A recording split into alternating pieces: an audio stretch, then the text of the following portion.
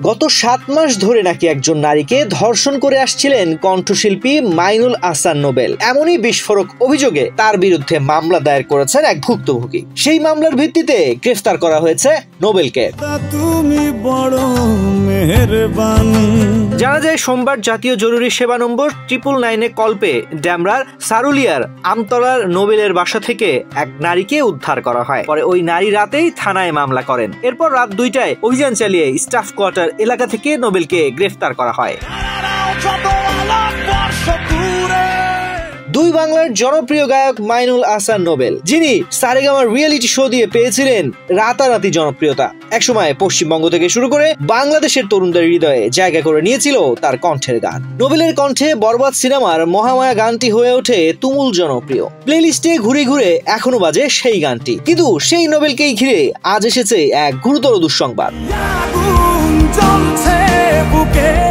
সোমবার নারী নির্যাতনের অভিযোগে এক কলেজ ছাত্রী ড্যামরা থানায় মামলা দায়ের করেন, যার ভিত্তিতে মঙ্গলবার দুপুরে গায়ক নোবেলকে গ্রেফতার করে পুলিশ। ডিএমপির গণমাধ্যম ও জনসংযোগ বিভাগের উপ পুলিশ কমিশনার মোহাম্মদ তালেবুর রহমান নিশ্চিত করেছেন, ঢাকার ড্যামরার সারুরিয়ার আমতলার নিজ বাসা থেকে নোবেলকে গ্রেফতার করা হয়।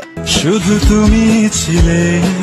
ভুক্তভোগী ইডেন কলেজের 3য় বর্ষের শিক্ষার্থী। তার বাড়ি টাঙ্গাইলে হলেও তিনি থাকতেন মোহাম্মদপুরে। অভিযোগে বলা হয়েছে, গত 7 মাস ধরে নোবেল তাকে ধর্ষণ করে আসছিলেন। বর্তমানে ওই শিক্ষার্থী ঢাকা মেডিকেলের ওয়ান স্টপ ক্রাইসিস সেন্টারে চিকিৎসাধীন।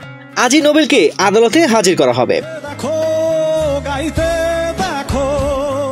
নোবেল দীর্ঘদিন ধরেই রয়েছেন বিতর্কের কেন্দ্রে। তবে তা কেবল গানের জন্য নয়, বরং ব্যক্তিগত জীবন, মাদক, বিয়ের গুঞ্জন, এমনকি একাধিক মামলার কারণেও। 2019 সালে সালসাবিল মাহমুদকে বিয়ে করে আলোচনায় আসেন, কিন্তু মাদকাসক্তির কারণে সেই সংসারও ভেঙে যায়। এরপর 2023 সালের শেষে আসে নতুন বিয়ের খবর।